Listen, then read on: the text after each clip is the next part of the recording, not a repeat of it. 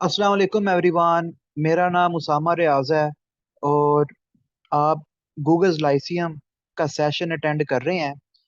आप लोगों ने यूनिवर्सिटी एग्रीकल्चर फैसलाबाद के अंदर एमफिल के एडमिशन्स के लिए अप्लाई किया था। पहले आप लोगों ने एंट्री टेस्ट दिया, एक दिया, दो दिए, तीन दिए। उसके बाद आपने एडमिशन के लिए अप्लाई किया। आज 14 सितंबर 2023 को आप लोगों की लग गई मेरिट लिस्ट। एक नई टेंशन की बात आ गई कि अब क्या करना है। ठीक है, मेरिट लिस्ट लगने के बाद क्या करेंगे। ठीक है, तो अब मेरिट लिस्ट लगने के बाद क्या करते हैं, तो उसके ऊपर हम डिस्कशन करेंगे डिटेल से। कि एक तो आप, पहली बात है कि आपकी जो ना वो तंग होने वाली जिम्मेदारी वो स्टार्ट होती चलती है। ठीक है, स्टार्ट हो गई है। अब सबसे पहले आप लोगों के जो चंद सवाल आए और जो चंद स्टूडेंट सवाल पूछते हैं उन सबको मैं एड्रेस करूंगा। उन सवालों के अलावा भी अगर आपके माइंड में कोई सवाल हुआ तो आप लोग इस सेशन में मुझसे पूछ लेना। ठीक है, ये जो भी सेशन चल रहा है आप लोग दिल खोल के सवाल पूछ लेना। कोई कंफ्यूजन जो है वो लेके घर वापस नहीं जाना। बैठे घर ही हुए हो लेकिन सेशन से वापस नहीं जाना कोई भी कंफ्यूजन लेके। ठीक है, तो सबसे पहले हम स्टार्ट करते हैं किस चीज के ऊपर, मेरिट लिस्ट के ऊपर। ठीक है, तो सबसे पहले हम स्टार्ट करते हैं मेरिट लिस्ट के ऊपर। मैं बोटनी की ओपन कर लेता हूँ। बोटनी वाले जो है ना माशाल्लाह बहुत ज्यादा हैं, इनकी तादाद मैंने काफी देखी है। अच्छे बच्चे हैं बोटनी वाले। तो बोटनी से जो है ना वो स्टार्ट करते हैं, क्योंकि कुछ 80 स्टूडेंट्स जो हैं वो तो अकेले बोटनी के हैं ग्रुप के अंदर। तो 80 तो बोटनी के हैं। ठीक है, तो इन्हीं से जो है वो स्टार्ट करते हैं। तो बोटनी की मेरिट लिस्ट जो है वो मैं ओपन कर लूं जरा। ठीक है, तो आज लगी मेरिट लिस्ट। कुछ सब्जेक्ट्स की मॉर्निंग इवनिंग की लगी है, कुछ की पारस की मॉर्निंग इवनिंग की लगी है। तो मैं आपको सारा डिटेल से कंपैरिजन करके बताता हूँ, समझाता हूँ ईच एंड एवरीथिंग। ठीक है, अब बात करते हैं जी। ये है बोटनी की, ये पारिस की ओपन हो गई है। रुकें एक मिनट, मैं जरा मेन कैंपस की ओपन करता हूँ, बोटनी की मेन की ओपन करता हूँ मैं। मेन की मॉर्निंग और इवनिंग की ओपन करता हूँ मैं। ठीक है, तो यहाँ पे ये मैं करने लगा हूँ मेन की बोटनी मॉर्निंग। तो ये मेन कैंपस की बोटनी मॉर्निंग की लिस्ट जो है वो मैंने ओपन कर ली। ठीक है, तो आज मैंने आप लोगों के लिए, स्पेशल आप लोगों के लिए 1.5 घंटा लगा के पहले सारी की सारी लिस्ट डाउनलोड की और फिर मैंने आप लोगों को ग्रुप में भेजी। ठीक है, तो आप लोगों के लिए एक एक लिस्ट मैंने डाउनलोड की। मुझे किसी ने भेजी नहीं थी, मैंने खुद डाउनलोड की और आप लोगों को भेजी ताकि आप लोगों को मुश्किल ना हो। तो अब ये मैंने बोटनी मॉर्निंग की लिस्ट ओपन कर ली है। ठीक है, अब जब आप लोग अप्लाई कर रहे थे, जब आप लोग एडमिशन के लिए अप्लाई कर रहे थे, तो मैंने ही आप लोगों को कहा था कि मॉर्निंग और इवनिंग दोनों में अप्लाई कर लेना। तो बहुत से स्टूडेंट्स थे उन्होंने दोनों में अप्लाई किया। मॉर्निंग में भी अप्लाई किया उन्होंने, इवनिंग में भी अप्लाई कर लिया। ठीक है, मॉर्निंग इवनिंग दोनों में उन्होंने अप्लाई कर लिया। अब उनका नाम मॉर्निंग और इवनिंग दोनों लिस्ट में आ गया है। मॉर्निंग में भी आ गया है, इवनिंग में भी आ गया। अब ये पहले दो तीन नाम पढ़े, महरीन फरीद, कंवल नवाज, कुरतुलैन, ये तीन नाम पढ़ लें। अब मैं आपको दिखाता हूँ मेन की इवनिंग की। ठीक है, तो मेन बोटनी इवनिंग। ठीक है, अब ये आपको कोई नाम जो है रिपीट होता हुआ नजर आया?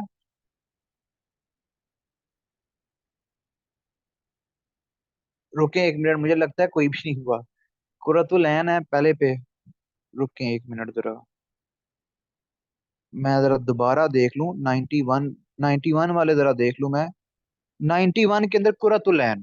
ठीक है, कुरतुल ऐन जो है, अब फॉर एग्जांपल कुरतुल ऐन की एग्जांपल ले लेते हैं हम। ठीक है, कुरतुलैन की ही हम एग्जाम्पल ले लेते हैं। अब यहाँ पे एक स्टूडेंट है कुरतुलैन,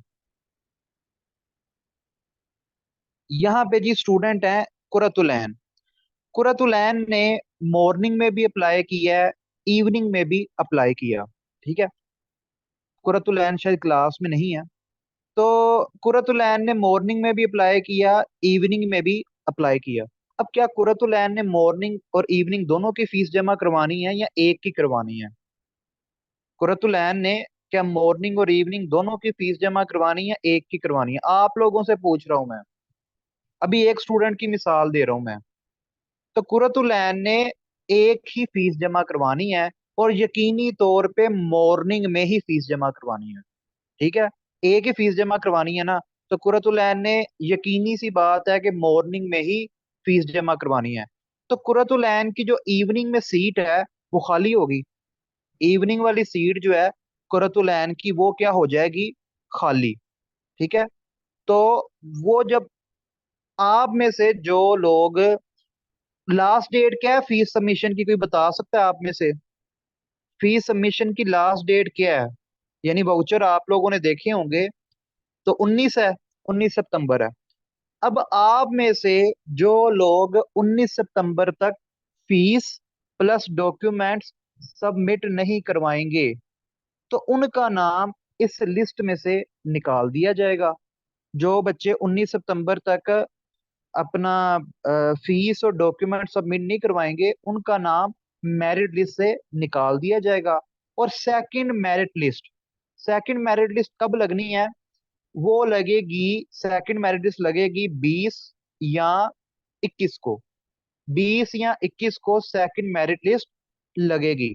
अब जितनी सीटें पहली मेरिट लिस्ट में खाली होंगी, अगर पहली मेरिट लिस्ट में 10 बच्चे फीस जमा नहीं करवाते, तो सेकंड मेरिट लिस्ट में उन 10 की जगह 10 मजीद बच्चों को मौका मिलेगा। जो इनसे, इनके बाद 10 बच्चे हैं, जो वेटिंग लिस्ट में 10 बच्चे हैं, उनको मौका मिलेगा सेकंड मेरिट लिस्ट में फीस जमा करवाने का।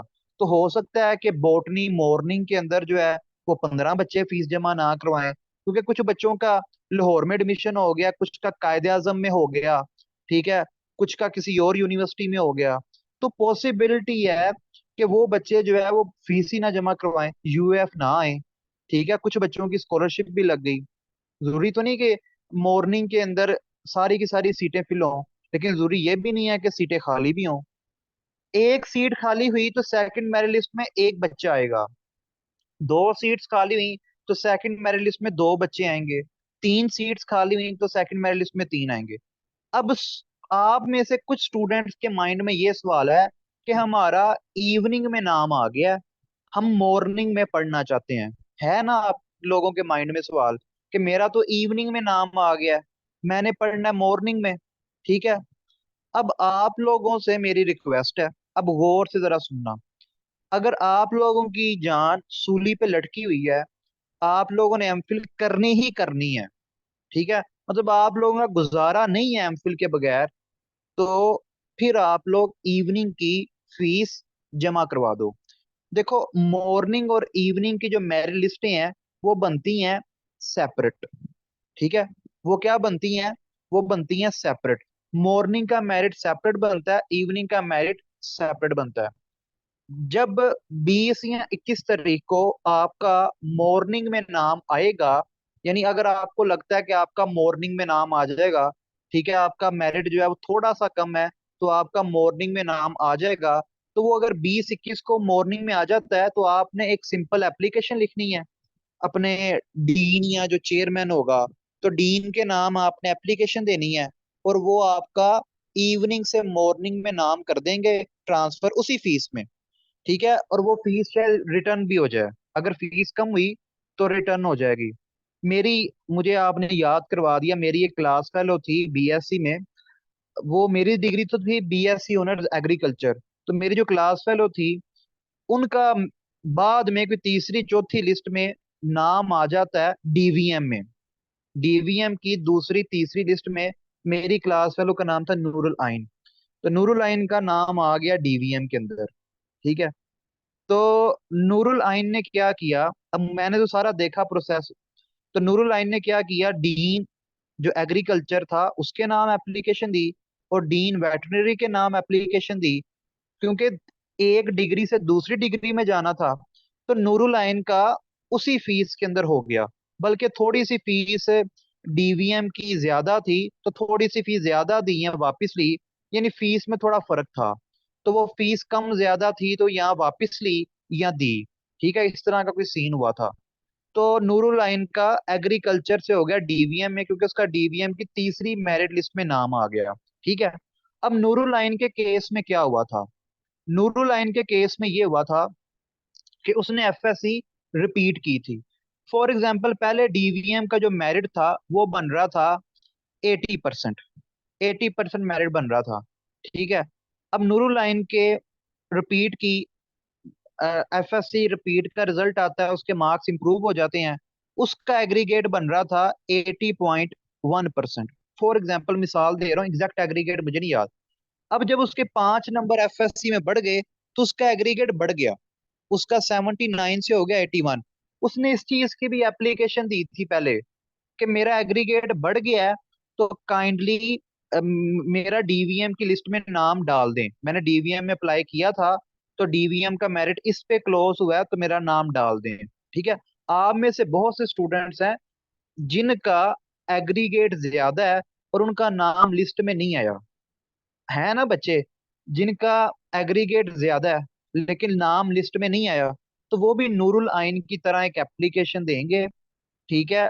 लेकिन आपने एप्लीकेशन किसको देनी है? डायरेक्टर ग्रेजुएट स्टडीज को। तो डायरेक्टर ग्रेजुएट स्टडीज को आपने एप्लीकेशन देनी है। डीजीएस जाना है, वहां पे जो क्लर्क है उससे पूछना है कि एप्लीकेशन में क्या क्या लिखना है डायरेक्टर के नाम। वो आपको सब्जेक्ट वगैरह सारा समझा देंगे, उर्दू में या इंग्लिश में, जो भी एप्लीकेशन देनी है। उस एप्लीकेशन में आपने लिखना है और उन्हें बताना है कि मेरा एग्रीगेट ज्यादा है। ठीक है, मेरा नाम लिस्ट में नहीं आया, तो काइंडली ये डाल दें। तो वो जो अगली मेरिट लिस्ट लगाएंगे 2021 को, उसमें आपका नाम डाल देंगे। ठीक है, उसमें आपका नाम डाल देंगे। ठीक है। तो ये कुछ बच्चे सोच रहे थे कि मेरा इवनिंग में नाम आ गया, मॉर्निंग में आना चाहिए था, वगैरह वगैरह। तो उन बच्चों को परेशान होने की जरूरत नहीं है। 20 या 21 तारीख को जो है वो मेरिट, सेकंड मेरिट लिस्ट लगनी है। उसमें आपका नाम अगर बनता हुआ तो आ जाएगा। लेकिन आप इवनिंग में फीस जमा करवा के अपनी सीट तो सिक्योर करो।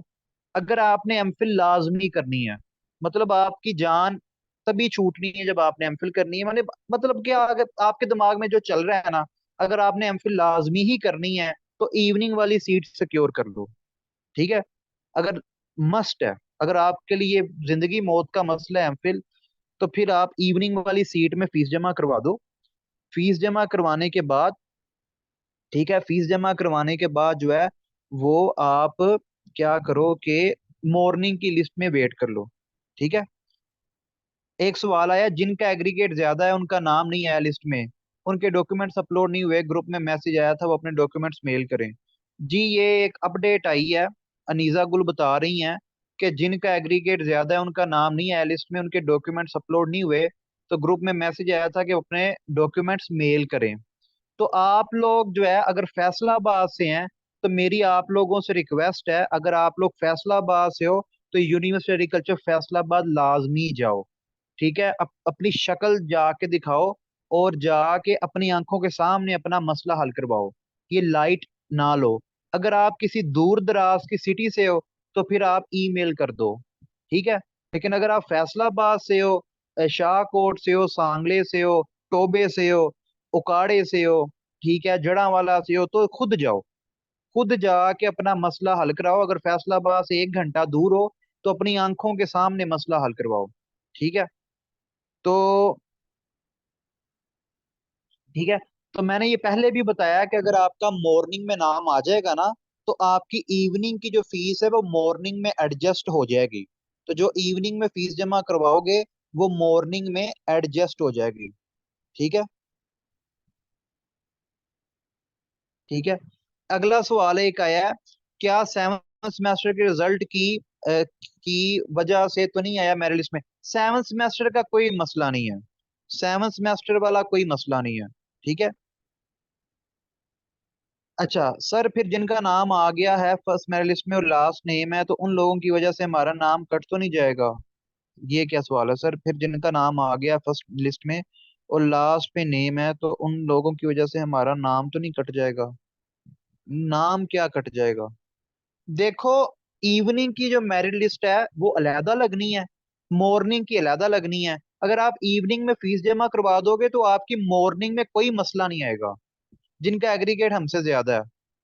इकरा जरा बोल के पूछ लो, मुझे आपके सवाल की समझ नहीं आ रही, मुझे आपके सवाल की समझ नहीं आ रही, बोल के पूछ लो, माइक ऑन करके पूछ लो, सर बोल की इकरा पूछ लो। मैं पूछना चाह रही हूँ कि जिनका मेरिट हमसे ज्यादा है और हमारा लास्ट पे नेम है, तो उनकी वजह से फिर हमारे लिस्ट में तो कोई प्रॉब्लम नहीं आएगी ना? आपका लिस्ट में नाम आ गया जी सर। तो आप फीस जमा करवाओ। किसी का जितना भी मेरिट है उसका उसका आपके साथ कोई लेना देना नहीं है, ठीक है। ठीक आपका है। नाम आ गया ठीक। लिस्ट में, आप फीस जमा करवाओ। Okay sir.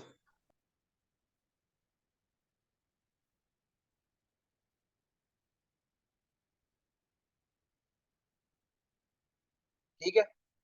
अनीजा गुल, ये मैसेज जो है ना वो मुझे व्हाट्सएप पे भेजो, ये जो मैसेज अभी आपने भेजा है वो भेजो, ठीक है।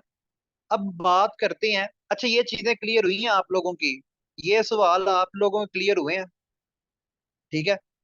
ये सवाल आप लोगों के क्लियर हुए।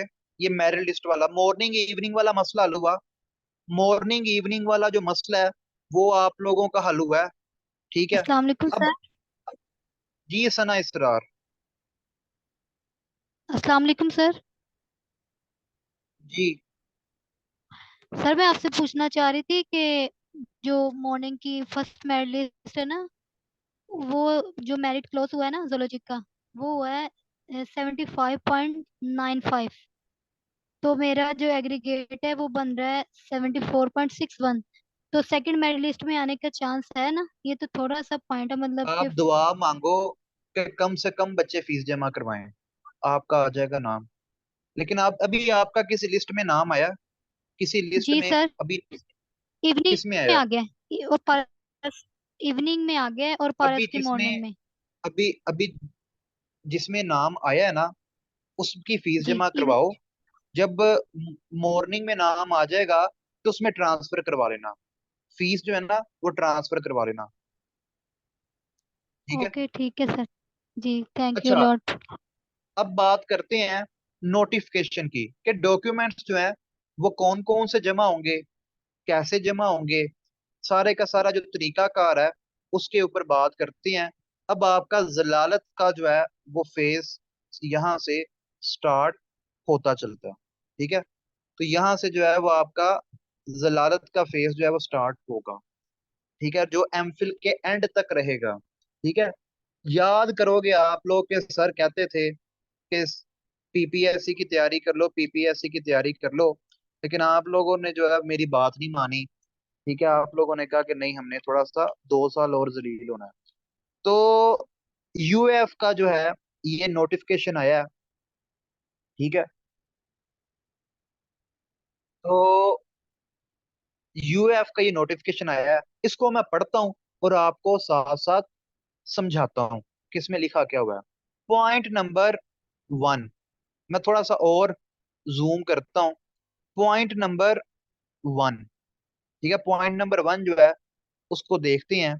पॉइंट नंबर 1 है, during verification of documents if found ineligible your name will be withdrawn for the merit list। वो कहते हैं कि अगर मेरिट लिस्ट में आपके अगर डॉक्यूमेंट्स, मतलब आप इनएलिजिबल हुए, इनएलिजिबल इस सेंस में कि आप जो है वो उस क्राइटेरिया पे पूरा ना उतरते हुए, तो फिर वो आपका नाम जो है वो निकाल देंगे, ठीक है। आप उस क्राइटेरिया पे पूरा ना उतरते हुए तो the selected candidate log in to their admission portal, आपने अपने एडमिशन पोर्टल में लॉग इन करना है और फी वाउचर जो है वो डाउनलोड कर लेना है। और फी जो है आपने एडमिशन फीस जमा करवानी है बैंक में, और verification slip from university web page, और यूनिवर्सिटी वेब पेज से वेरिफिकेशन स्लिप जो है वो भी आप लोगों ने डाउनलोड करनी है, ठीक है। तो ये वेरिफिकेशन स्लिप भी आप लोगों ने डाउनलोड करनी है। The selected candidates are required are required to bring original documents for verification from the officials of graduate studies and submit 3 copies of all attested documents with 3 photographs and admission from duly signed by the candidate to the concerned official। अच्छा, अब आप लोगों ने fees जमा करवा दी। आप लोगों ने क्या करना है, एज अर्ली एज पॉसिबल अपनी फीस जमा करवाओ। यानी कल फीस जमा करवाओ, और मंडे वाले दिन या कल ही जो फैसलाबाद से हैं उनसे मेरी रिक्वेस्ट है कि वो कल ही यूनिवर्सिटी जाएं, फीस जमा कल ही करवाएं, और कल ही यूनिवर्सिटी जाके अपने डॉक्यूमेंट्स वाला काम करें। और जो दूसरे सिटीज के हैं वो मंडे वाले दिन यूनिवर्सिटी जाएं और अपने डॉक्यूमेंट्स का काम जो है वो मुकम्मल करें। फैसलाबाद वालों को मैं इसलिए कल का कह रहा हूँ कि फैसलाबादी होते भी ज्यादा हैं और रश बहुत होता है, तो ये बड़ा जलालत वाला काम है। ये जो फॉर्म जमा करवाने हैं ना, ये बड़ा जलालत वाला काम है। बंदा रगड़ा जाता है, मतलब आपका आधा किलो वजन कम होने वाला है। ठीक है, आधा किलो वजन आपका कम होने वाला है, ये याद रखना। ठीक है, तो आधा किलो वजन, जिन्होंने मेन कैंपस में एडमिशन लेना है ना, उनका आधा किलो वजन कम होने वाला है। ठीक है। अब जलालत का काम क्या है, आपने फीस जमा करवानी है, फिर आपने जाना है DGS, directorate of graduate studies, DGS जाना है। डीजीएस जाके वहां से आपने लेना है 50 रुपए का GS10 फॉर्म। GS10 फॉर्म जो है वो आपने डीजीएस से लेना है। जो बच्चे मेन में अप्लाई कर रहे हैं, यानी जिनका मेरिट लिस्ट मेन में नाम आया है, वो मेन कैंपस जाएंगे। जिन बच्चों का पारस कैंपस में नाम आया है, जिन्होंने पारस की फीस जमा करवानी है, वो पारस कैंपस जाएंगे। जिन बच्चों का टोबा में नाम आया है वो टोबा जाएंगे। जिनका विहाड़ी में नाम आया है विहाड़ी जाएं। जिनका जिस भी कैंपस में नाम आया है, वो अपने अपने कैंपस में जाएं। हर कैंपस के अंदर डीजीएस का ऑफिस है। ठीक है, हर कैंपस में, मेन कैंपस में डीजीएस का ऑफिस है। बाकी जो कैंपसेस हैं वहां पे प्रिंसिपल का जो ऑफिस है, पारस कैंपस है, टोबा कैंपस है, बुरे वाला कैंपस है, वहां पे जो प्रिंसिपल का ऑफिस है वहां से आपको GS10 मिलेगा। वो लोग आपको मुकम्मल गाइड करेंगे कि GS10 को फिल किस तरह करना है, और सारे का सारा जो है ना प्रोसीजर आपको वो मुकम्मल। तो आपने जब GS10 लेना है तो उनसे डिटेल में पूछ लेना है, क्योंकि GS10 के ऊपर एक नुक्ते की भी गलती नहीं होनी चाहिए, एक डॉट की भी गलती नहीं होनी चाहिए, वरना ये आपको बेशक सेमेस्टर के एंड पे भरना पड़े। इवन के जब आपकी डिग्री भी होने वाली होगी ना चौथे सेमेस्टर में, और आपके पहले सेमेस्टर के GS10 में गलती निकल आई, तो आपको वो चौथे सेमेस्टर में भी दोबारा भरना पड़ेगा। ठीक है, तो GS10 एक ऐसी चीज है कि जिसमें एक नुक्ते की भी गलती निकल आए, तो जब तक आपकी डिग्री का नोटिफिकेशन नहीं होता, जब मर्जी यूनिवर्सिटी वाले आपको कहेंगे दोबारा फिल करो करो और दोबारा टीचर से साइन करवाओ, तो आप उस टाइम पे कहाँ पे टीचर्स को ढूंढते फिरते रहोगे। ठीक है, तो ये GS10 बड़ा इंपॉर्टेंट है, इसमें गलती नहीं करनी। एक भी गलती की तो ये बड़ा महंगा पड़ता है। ठीक है, ये बहुत महंगा पड़ता है। तो GS10 को आप लोगों ने ध्यान से फिल करना है। पहले एक रफ पेज के ऊपर वो सारा लिख लेना, फिर उसके बाद जो है GS10 के ऊपर लिखना। ठीक है, ठीक है। अब GS10 आप लोगों ने ले लिया। ठीक है, अब GS10 आप लोगों ने ले लिया। अब GS10 के साथ ही आपके बाकी सारे के सारे डॉक्यूमेंट्स जो हैं वो अटैच होंगे। पे आपकी जो फीस स्लिप है वो भी GS10 के साथ अटैच होगी। अब आप लोगों ने क्या करना है, वो आपको बताएंगे कि आप अपने रेलिवेंट जो है वो डिपार्टमेंट जाएं। अब आपके जो रेलिवेंट डिपार्टमेंट है ना, उसमें सब्जेक्ट्स की लिस्ट लगी होगी कि पहले सेमेस्टर में ये सब्जेक्ट हम पढ़ाएंगे। आपने 12 क्रेडिट तक अपने सब्जेक्ट्स पूरे करने हैं। यानी 3-3 क्रेडिट के 4 सब्जेक्ट्स रख लो, या 4 क्रेडिट का एक सब्जेक्ट रख लो। अ, दो तीन तीन वाले, 2-3 क्रेडिट वाले सब्जेक्ट रख लो, एक 2 क्रेडिट वाला सब्जेक्ट रख लो। आपने 12 क्रेडिट पूरे करने हैं। पहले सेमेस्टर में आप 12 क्रेडिट पढ़ सकते हैं। आपने टोटल कितने थेरी के, आपके टोटल पता है कितने क्रेडिट होते हैं? आपके पूरे एमफिल के क्रेडिट हैं 42, जिसमें 12 जो है वो पहले सेमेस्टर में पढ़ते हो, दूसरे सेमेस्टर में 12 पढ़ते हो, तीसरे सेमेस्टर में आप लोग 12 पढ़ते हो, और आखिरी सेमेस्टर में 6 क्रेडिट की आपकी रिसर्च होती है। ठीक है, तो 6 क्रेडिट की जो है वो आपकी रिसर्च होती है। या 42 होते हैं या 36 होते हैं, या अब मुझे ना एग्जैक्ट भूल गया है, 36 रिसर्च मिला के, रिसर्च के बगैर 36 है। ठीक है, अगर रिसर्च मिला के हुआ तो 36 होंगे टोटल, अगर रिसर्च के बगैर हुए तो फिर टोटल होंगे 42। ठीक है, लेकिन पहले सेमेस्टर में 12 ही होते हैं, 12 ही आपने पढ़ने हैं, 12 से ज्यादा नहीं होते। तो 12 ही आपने पढ़ने हैं, 12 से ज्यादा पढ़ने के लिए चेयरमैन की परमिशन लेनी पड़ती है। वो आप अपनी मर्जी से 12 से ज्यादा नहीं पढ़ सकते, वो आपको चेयरमैन से परमिशन लेनी पड़ती है। चेयरमैन की परमिशन के बगैर आप 13 भी नहीं पढ़ सकते। अगर आपने 12 से ज्यादा पढ़ने तो उस डिपार्टमेंट के चेयरमैन की परमिशन लेनी होती है। अब जब आप फिल करोगे ना तो एक अहम चीज है, बच्चे जो गलती करते हैं, दो सब्जेक्ट्स हैं, एक है स्टैटिस्टिक्स, स्टैटिस्टिक्स, और एक सब्जेक्ट है बायोकेमिस्ट्री। ये दो सब्जेक्ट्स ऐसे हैं जो एमफिल में कंपलसरी हैं। यानी आपने बेशक जिस मर्जी चीज में एमफिल करनी है, यानी साइंस सब्जेक्ट्स वाले जो बच्चे हैं, एग्रीकल्चर जिन्होंने रखना है, जिन्होंने एग्रीकल्चर के मेजर्स में एमफिल करनी है, जिन्होंने बॉटनी में एमफिल करनी है, जिन्होंने केमिस्ट्री में एमफिल करनी है, जिन्होंने फिजिक्स में एमफिल करनी है, जो साइंस सब्जेक्ट्स वाले स्टूडेंट्स है ना, जिनका साइंस वाला सब्जेक्ट्स वाले हैं, बेशक एग्रीकल्चर रिसोर्स इकोनॉमिक्स है, बेशक फूड साइंस है, टेक्नोलॉजी है, बेशक H&D है, तो जो साइंसेस के अंदर जो चीजें आती है ना, उन्होंने ये दो सब्जेक्ट्स अपनी एमफिल में कंपलसरी पढ़ने होते हैं। एक होती है स्टैटिस्टिक्स, ये भी 3 क्रेडिट और की है, और एक है बायोकेमिस्ट्री, ये भी 3 क्रेडिट और की है। अब ये जो दो सब्जेक्ट्स हैं, ये आप किन सेमेस्टर्स में पढ़ सकते हैं? ये दो सब्जेक्ट आप या तो पहले सेमेस्टर में पढ़ सकते हैं, या आप अपने तीसरे सेमेस्टर में पढ़ सकते हैं। या आप अपने पहले सेमेस्टर में पढ़ सकते हो, या आप तीसरे सेमेस्टर में पढ़ सकते हो। कभी भी ये दोनों सब्जेक्ट्स इकट्ठे एक सेमेस्टर में नहीं पढ़ते, कभी भी ये दोनों सब्जेक्ट्स एक सेमेस्टर में नहीं पढ़ते। ठीक है, तो आप लोगों को मेरा मशवरा है कि पहले सेमेस्टर में बायोकेमिस्ट्री पढ़ लेना, ठीक है, और तीसरे सेमेस्टर में स्टैटिस्टिक्स पढ़ लेना। क्योंकि आप में से पहले जिन बच्चों ने बीएससी में स्टैटिस्टिक्स नहीं पढ़ी होगी उनको आइडिया नहीं होगा। कितने बच्चे हैं जिन्होंने स्टैटिस्टिक्स बीएस में नहीं पढ़ी?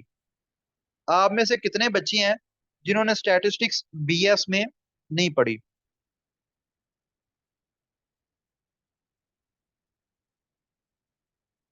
अब तीसरे में स्टैटिस्टिक्स पढ़ने का क्या फायदा है? देखो, तीसरे सेमेस्टर में स्टैटिस्टिक्स पढ़ने का क्या फायदा होगा? जो बच्चे पहले सेमेस्टर में स्टैटिस्टिक्स पढ़ेंगे ना, ठीक है, मतलब बहुत से बच्चे होंगे जो पहले सेमेस्टर में स्टैटिस्टिक्स रख लेंगे। अब जो बच्चे पहले सेमेस्टर में आपके ही बॉटनी के केमिस्ट्री के क्लास पर पहले सेमेस्टर में स्टैटिस्टिक्स रख लेंगे, आप उनको ऊपर नजर रखना, आप उनके ऊपर नजर रखना कि वो पढ़ते क्या क्या हैं। आप उनके नोट्स वगैरह भी ले लेना, और आप उनके ऊपर नजर रखना, और साथ साथ स्टैटिस्टिक्स की प्रैक्टिस भी करते रहना थोड़ी बहुत। ठीक है, यानी कंटेंट्स क्या है, पढ़ाया क्या जाता है, क्योंकि ये स्टैट सबसे मुश्किल है। ये दो सब्जेक्ट्स एमफिल के सबसे मुश्किल होते हैं। जो आपके कंपलसरी सब्जेक्ट्स हैं वो आसान होते हैं, ये दोनों एमफिल में मसला ही इन दोनों सब्जेक्ट्स का है। इन दोनों सब्जेक्ट्स का मसला है। ठीक है, ये मैं आप अपने तजर्बे से कह रहा हूँ, मैं अपने यूएफ के पिछले 8 साल के तजर्बे से कह रहा हूँ कि ये दो ऐसे सब्जेक्ट्स हैं कि हर एमफिल वाला चीखे मार रहा होता है, या बायोकेमिस्ट्री में या स्टैटिस्टिक्स में। ठीक है, बायोकेमिस्ट्री वो वाली बायोकेमिस्ट्री नहीं है जो आप लोगों ने बीएस में पढ़ी थी। ठीक है, ये मुश्किल वाली बायोकेमिस्ट्री होगी। ठीक है, तो बायोकेमिस्ट्री पहले में पढ़ लेना, तीसरे में स्टैट पढ़ लेना। और जब तीसरे में स्टैट पढ़ो तो ये बात याद रखना कि आपने नजर भी रखनी है कि स्टैट में पढ़ाया क्या जाता है, ताकि दूसरे सेमेस्टर के बाद जब समर ब्रेक आएगा, गर्मियों की छुट्टियां आएंगी, उन गर्मियों की छुट्टियों में आपने स्टैट को अच्छी तरह कर लेना है। ठीक है, आपने स्टैट के कंटेंट्स को गर्मियों की छुट्टियों में सेकंड सेमेस्टर के बाद अच्छी तरह कर लेना है। समझ आ रही है मेरी बात को कि किस तरह अपने एमफिल को लेके चलना है? समझ आ रही है मेरी बात की? अगर आप लोग अच्छी सीजीपीए के साथ डिग्री करना चाहते हो तो मेरी बात गौर से सुनो।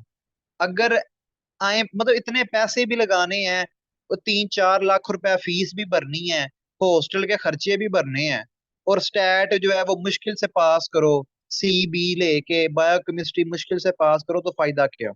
ठीक है, तो ए आना चाहिए स्टैट में भी, ए आना चाहिए बायोकेमिस्ट्री में भी। इतने पैसे लगाने हैं तो हलाल भी करने हैं।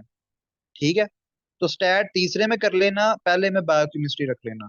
और जो बच्चे पहले में स्टैट रखें, उनके ऊपर नजर भी रखनी है कि वो कौन से कंटेंट्स पढ़ती हैं, कौन से नोट्स हैं। तो पैसे लगा के तो नोट्स भी ले लेना एडवांस स्टैट के पहले सेमेस्टर में, ठीक है। तो नजर रखनी है कि स्टैट में पढ़ाते क्या हैं। ये आपकी एमफिल में ये दो सब्जेक्ट जान का अजाब है, और बाकी सारा कुछ खैर है, ठीक है। ये दो सब्जेक्ट्स ऐसे होंगे जो आपको तंग करेंगे। ओके हो गया। अब आपने GS 10 के ऊपर सब्जेक्ट्स लिख लिए। आप उन सब्जेक्ट्स के जो टीचर्स हैं उनसे आपने साइन करवाने हैं, ठीक है। उन सब्जेक्ट्स के जो टीचर्स हैं उनसे आपने क्या करवाने हैं, साइन करवाने हैं, ठीक है। क्या करवाने हैं, साइन करवाने हैं। जब आप साइन करवा लेंगे उसके बाद आपने DGS जाना है और वो जमा करवा देना है, ठीक है। अब वो साइन के अलावा और किस किस के साइन होंगे जरा पढ़ लेते हैं, ठीक है। पढ़ लेते हैं मजीद। अच्छा जी, पॉइंट नंबर 4 है the candidates graduate from other universities must submit NOC and E2 form.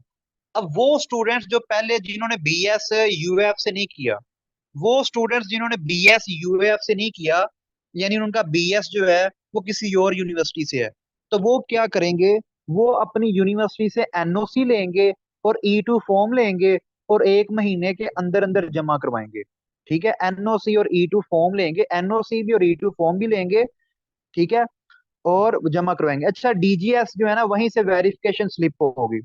DGS directorate of graduate studies जो है, डायरेक्टोरेट ऑफ ग्रेजुएट स्टडीज जो है वहीं से वेरिफिकेशन स्लिप मिलेगी, ठीक है।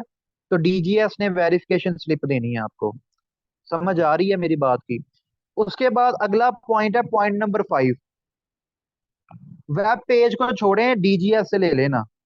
Point number 5, the candidates who are government university employer required to submit NOC from the. तो ये जो जी E2 फॉर्म जो है, NOC और जो E2 फॉर्म है, जिस यूनिवर्सिटी से आपने BS की है उस यूनिवर्सिटी से बनवाना है, ठीक है। जिस यूनिवर्सिटी से आपने BS की है ना उस यूनिवर्सिटी से आपने NOC और वो बनवाना है BS फॉर्म। पॉइंट नंबर 6, ठीक है। पॉइंट नंबर 6 है after getting verification slip. After getting verification slip candidate admitted to MSc honours MPhil वगैरह get GS 10 form from the office of directorate graduate studies principal of the sub campus payment of 50। अच्छा, अब आपने जो है ना वो सबसे पहले आपने जाना DGS है यूनिवर्सिटी में जाके। अगर जो बच्चे मेन कैंपस जाएंगे उन्होंने सबसे पहले किधर जाना है, DGS जाना है, डायरेक्टरेट ऑफ ग्रेजुएट स्टडीज जाना है। वो आपको तमाम चीजें गाइड कर देंगे। DGS वाले आपको तमाम चीजें गाइड कर देंगे, ठीक है। DGS वाले तमाम चीजें गाइड कर देंगे। तो वो जब आपको गाइड कर देंगे वो आपको वेरिफिकेशन स्लिप का भी बता देंगे और आपको GS 10 भी दे देंगे। DGS से GS 10 मिलने हैं, ठीक है। और जो बच्चे पारस में जाएंगे, यानी पारस में जिनका नाम है वो पारस में जाएंगे, जो बुरे वाला है वो बुरे वाला जाएंगे। जो पारस में जाएंगे वो पारस का जो प्रिंसिपल ऑफिस है, जो प्रिंसिपल का जो दफ्तर है पारस में, ठीक है, वो वहां पे जाएंगे, ठीक है। तो वो अपने प्रिंसिपल ऑफिस पारस में प्रिंसिपल ऑफिस के पास प्रिंसिपल ऑफिस में जाएंगे। बुरे वाला में जिनका नाम है वो बुरे वाला के प्रिंसिपल ऑफिस के अंदर जाएंगे। टोबे में जिनका नाम है वो टोबे में जाएंगे, ठीक है। तो ये चीज है, ठीक है। उसके बाद जी, and should fill in by consulting respective office of the chairman directorate principal and attach the documents. अब आपने GS 10 ले लिया, तो अब आपने क्या करना है, जिनका नाम बोटनी में है उन्होंने बोटनी डिपार्टमेंट जाना है। और जहां पे बोटनी डिपार्टमेंट के चेयरमैन का दफ्तर है वहां पे आपने जाना है। वहां पे एक नोटिस बोर्ड लगा होगा, उस नोटिस बोर्ड के ऊपर पहले सेमेस्टर में जितने भी सब्जेक्ट्स पढ़ाए जाएंगे उनकी लिस्ट लगी होगी। जिनका हॉर्टिकल्चर में नाम आया वो हॉर्टिकल्चर के इंस्टीट्यूट जाएंगे, और वहां पे जो चेयरमैन का जो डिपार्टमेंट है, सॉरी चेयरमैन का जो ऑफिस है उसके साथ एक नोटिस बोर्ड होगा, वहां पे पहले सेमेस्टर के तमाम की लिस्ट लगी होगी। तो जिस जिस सब्जेक्ट में आपका नाम आया आपने उस डिपार्टमेंट के चेयरमैन या डायरेक्टर के ऑफिस जाना है। उसके ऑफिस के साथ ही जो चेयरमैन साहब हैं, जो डायरेक्टर साहब हैं, उनके ऑफिस के साथ ही जो है वो एक नोटिस बोर्ड लगा होता है। उसी नोटिस बोर्ड के ऊपर सब्जेक्ट्स लिखे होंगे और वो टीचर्स के भी आगे नाम लिखे होंगे। अगर वो टीचर्स वहां पे अवेलेबल ना हो तो मुतबादिल टीचर्स भी होते हैं जो उन टीचर्स की जगह साइन कर देते हैं। तो ये आपको चेयरमैन ऑफिस वाले बता देंगे कि इस सब्जेक्ट का ये टीचर अगर अवेलेबल नहीं है तो इनकी जगह किसके साइन जो है वो आप करवा लो, ठीक है। तो वो आपको बता देंगे चेयरमैन या डायरेक्टरेट वाले ऑफिस वाले कि आप इस टीचर अगर ये अवेलेबल नहीं है तो आप इनकी जगह किसी और के साइन करवा लो। समझ आ गई आप लोगों को? समझ आई है आप लोगों को ये बात? ठीक है, कि आप लोगों ने GS10 लेना है और अपने अपने जो डिपार्टमेंट है वहां पे चले जाना है। GS10 लेके अपने अपने डिपार्टमेंट चले जाना है। वहां पे जो नोटिस बोर्ड है वहां पे सब्जेक्ट्स की लिस्ट लगी होगी, और वो लिस्ट जो है वो उसको देख के तो आपने वो लिख लिखा लेना है सारा कुछ ना, आप साइन करवाने हैं। GS10 को अच्छी तरह फिल करना है। शायद वो चेयरमैन वगैरह के भी साइन हो, वो आपको ऑफिस वाले गाइड कर देंगे, क्योंकि GS10 मैंने कभी खुद फिल नहीं किया, तो मुझे नहीं आइडिया उसके ऊपर किस किस के साइन होते हैं। तो वो आपको DGS वाले भी गाइड कर देंगे, और जो आपका रेलिवेंट डिपार्टमेंट है वो भी आपको बता देंगे। ठीक है, 19 तारीख तक आपने फीस भी जमा करवानी है और GS10 भी जमा करवाना है। जिस बच्चे ने अकेली फीस जमा करवाई और GS10 जमा ना करवाया, उसका नाम भी लिस्ट से निकल जाएगा। अकेली फीस नहीं जमा करवानी, डॉक्यूमेंट्स भी आपके 19 तारीख तक जमा होने चाहिए हर हाल में। ठीक है, हर हाल में। ठीक है, ये काम एक दिन का सारे का सारा, लेकिन सुबह 8 बजे यूनिवर्सिटी पहुंचोगे तो एक दिन में होगा। सुबह 8 बजे यूनिवर्सिटी जाओगे तो ये दोपहर 2-3 बजे तक होगा। सुबह 8 बजे यूनिवर्सिटी पहुंचोगे तो फिर ये काम जो है वो दोपहर 2-3 बजे तक होगा। ठीक है, तो ये काम 2-3 बजे तक होगा, दोपहर 3 बजे तक। उसके बाद आगे बात करते हैं, required documents are submit in the office of director graduate studies. अच्छा, अब आपने डॉक्यूमेंट्स भी GS10 के साथ लगा के सबमिट करवाने हैं। ठीक है, अगला पॉइंट, पॉइंट नंबर 7 है, the dues deposited by the candidate will be refunded on submission of proper application to the try. अच्छा, अगर आप में से कोई बच्चे फीस जमा करवा दें और फीस जमा करवाने के बाद वो ना पढ़ना चाहें, ठीक है, ठीक है, कोई बच्चा है, ठीक है, वो फीस जमा करवा दे, फीस जमा करवाने के बाद उसका दिल करता है कि मैं फीस वापस ले लूं, मैंने नहीं एमफिल करनी। या कोई बच्चा है, ठीक है, फीस जमा करवाने के बाद वो कहे जी कि मेरा नाम दूसरी मेरिट लिस्ट में आ गया है तो मैं फीस वापस लेना चाहता हूँ, तो वो क्या करेगा? ठीक है, अगर तो उसका नाम दूसरी मेरिट लिस्ट में आ जाता है तो वो ये काम कर सकता है कि एप्लीकेशन दे और अपनी फीस को ट्रांसफर करवा ले। ठीक है, वो अपनी फीस को ट्रांसफर करवा ले। ठीक है, तो अपनी फीस को जो है वो ट्रांसफर करवा ले किसी और चीज में। अब अगर आप 7 दिनों के अंदर अंदर, यानी जिस तारीख को आप फीस जमा करवाओगे उस तारीख से 7वें दिन तक, यानी अगर आप 15 तारीख को फीस जमा करवाते हो तो आप 21 तारीख तक अपनी 100% फुल फीस जो है वो वापस ले सकते हो। अगर आप 18 तारीख को फीस जमा करवाते हो तो आप 24 तारीख तक, 24 तारीख तक जो है वो अपनी फुल फीस वापस ले सकते हो, 100% फीस। ठीक है, UF वालों से वापस ले सकते हो, इंक्लूडिंग हॉस्टल ड्यूज भी। ठीक है, यानी 7वें दिन तक। तो अगर 15 तारीख को फीस जमा करवाओगे तो 21 तारीख तक फुल फीस वापस ले सकते हो। 18 तारीख को करवाओगे, 18, 19, 20, 21, 22, 23, 24, तो 24 तारीख तक। ठीक है, 15, 16, 17, 18, 19, 20, 21, 18 को फीस जमा कराओगे 24 तक, 19 को फीस जमा करवाओगे तो आप लोग जो है 25 तक, 19, 20, 21, 22, 23, 24, 25, तो 25 तक जो है वो आप लोग फुल फीस जो है वो वापस ले सकते हो। ठीक है, फुल फीस वापस ले सकते हो। ठीक है, अगर 19 को करवाओगे तो 25 तक। ठीक है, एक मिनट, रुके रुके रुके, सॉरी सॉरी सॉरी, सॉरी, गलती होगी, मैंने गलत बता दिया आप लोगों को, sorry. Up to the 7 day of the convene of classes या commencement of classes or deposit of the dues when whichever is later। अच्छा, ये मैंने वो सिर्फ डिपॉजिट वाला पढ़ लिया, क्लासेस वाला पढ़ा ही नहीं।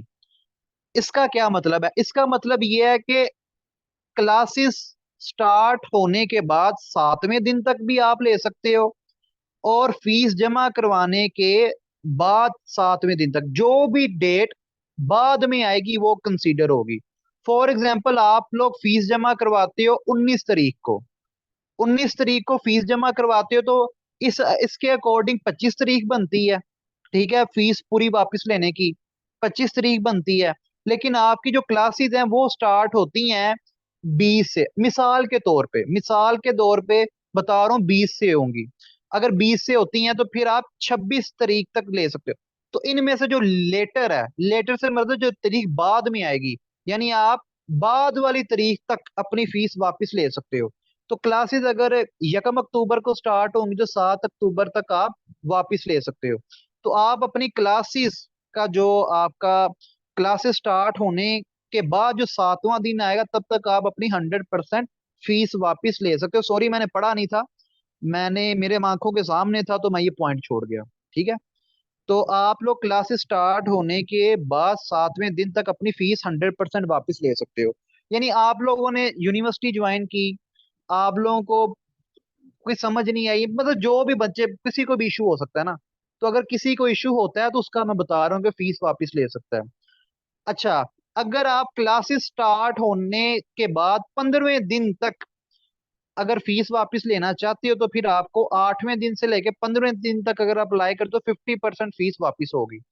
15वें दिन के बाद, क्लासेस स्टार्ट होने के 15वें दिन के बाद आपको जो है वो ठेंगा मिलेगा, यानी 16वें दिन।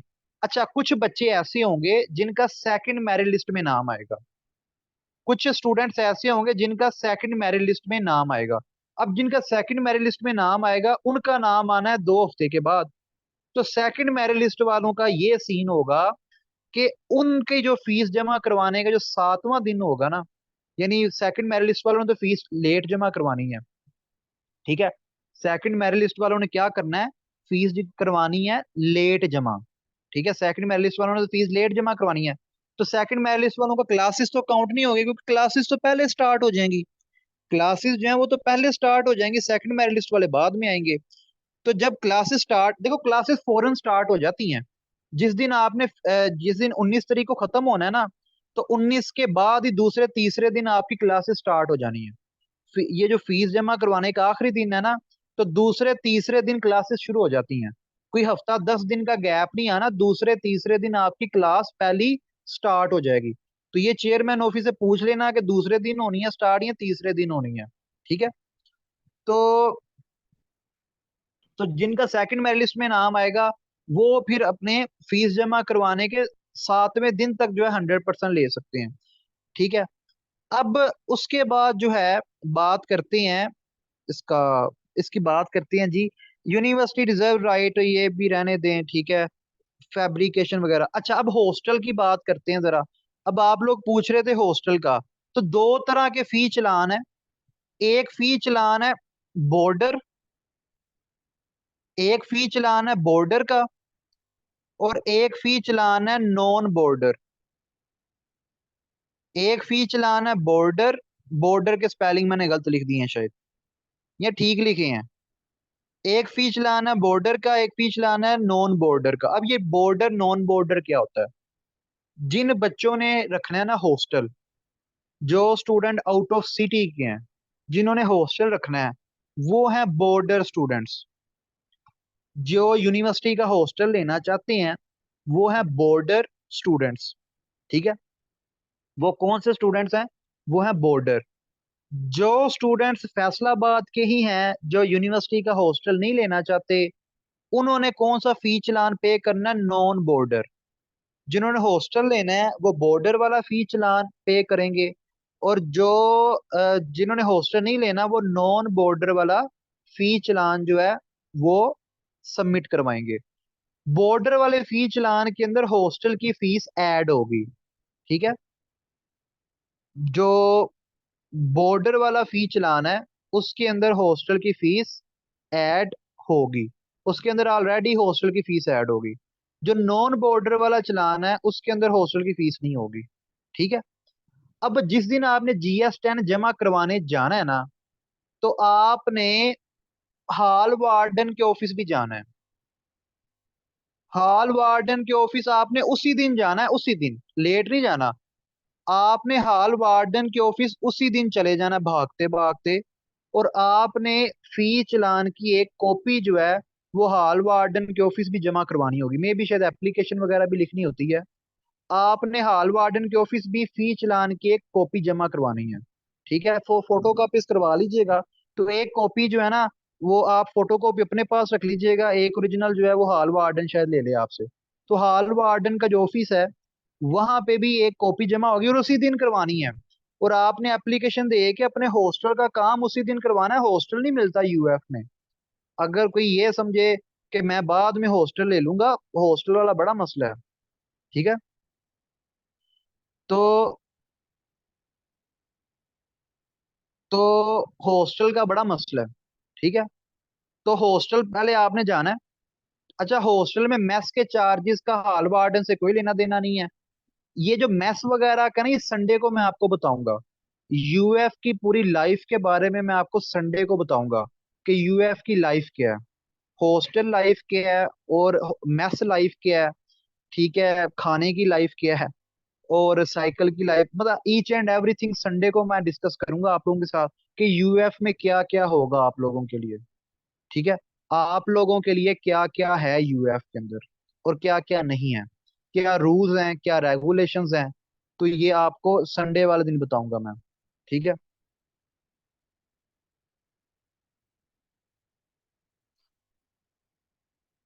शटल की कहानी भी बताऊंगा। तो हॉल वार्डन जाना है, वहां पे आपने चालान जमा करवाना है। वो अब आपको हॉस्टल बताएंगे। वो आपको बताएंगे हॉस्टल कि आपका फॉर एग्जांपल फातिमा हॉल में हो गया। तो आपने क्या करना है, आपने फिर जाना है फातिमा हॉल, उसी दिन जाना है। उसी दिन आपने फातिमा हॉल जाना है। और फातिमा हॉल जाने के बाद वहां पे जो उनका मुंशी है, फातिमा हॉल का जो मुंशी है उससे मिलना है। और आपने अपना जो रूम है वो अलॉट करवा के आना है। रूम की अलॉटमेंट करवानी है। मुंशी पहले 200 रुपया लेते थे, अब शायद 500 ना लेते हो। तो हर हर सेमेस्टर के स्टार्ट पे 200 या 500 रुपए वो हॉस्टल के चार्जेस होते हैं, वो आपसे वो लेते हैं। ठीक है। तो वो आपने हॉस्टल जाके तो अपनी अलॉटमेंट का भी सारे का सारा काम करके अपना कमरा अलॉट करवा के, अगर दोस्तों ने जाना है इकट्ठे हॉस्टल लेना है, तो आपने इकट्ठे हॉल वार्डन जाना है। हॉल वार्डन वालों से इकट्ठे रिक्वेस्ट करनी है कि हमें एक ही हॉस्टल में कर दो। और इकट्ठे जो है, ठीक है, तो इकट्ठे जो है आप लोगों ने फिर करना है सारे का सारा। उसके बाद अब आगे चलते हैं, हॉल वार्डन से अब आगे चलते हैं। तो फी डिपॉजिट हो गई। ठीक है। अब फी, जो फी चालान है उसके ऊपर लिखा होगा बैंक का नाम, कि एमसीबी में जमा होगी या एबीएल में जमा होगी। वो आप पढ़ लेना कि किस बैंक में फीस जमा होनी है, वो पढ़ लेना। आप पूरे पाकिस्तान में कहीं भी फीस जमा करवा सकते हो। ठीक है। अब यहाँ पे लिखा हुआ है कि बच्चे जो है अपने अपने शहरों में फीस जमा करवा के आए। यूनिवर्सिटी ना लेके चले जाना वाउचर। मतलब जो भी आपके करीब तरीन बैंक है ना, वहां पे फीस जमा करवाना। यूनिवर्सिटी में रश बहुत होता है। यूनिवर्सिटी के अगर बैंक में फीस जमा करवाने लग गए ना, तो सारा दिन फीस ही जमा करवाते रहोगे और कुछ नहीं होना। क्योंकि यूनिवर्सिटी के बैंक में लगी होती है लंबी सारी लाइन है, और 4 4 घंटे लग जाते हैं। एक बंदा फीस जमा करने वाला होता है। ठीक है। वो मैं आपको बता नहीं सकता कि मैं कितना तंग होके अपने सेमेस्टर्स की, दूसरा सेमेस्टर तीसरे सेमेस्टर की जो मैंने फीस जमा करवाई थी, कितनी मुश्किल हालात में, कितनी लंबी लाइनों में लग के फीस जमा करवाई थी। ठीक है। सुबह 9 बजे बैंक, क्योंकि तब यूएफ के अंदर ही फीस जमा होती थी, तो बैंक के अंदर लंबी लंबी लाइनों में लग के हमारी फीस जमा होती थी। सुबह 9 बजे खड़े होते थे, 2 3 बजे बारी आती थी। सुबह 9 बजे लाइन में लगते थे, 2 3 बजे बारी आती थी। तो दूसरे सेमेस्टर तीसरे सेमेस्टर की फीस यूनिवर्सिटी में जमा हुई थी मेरी।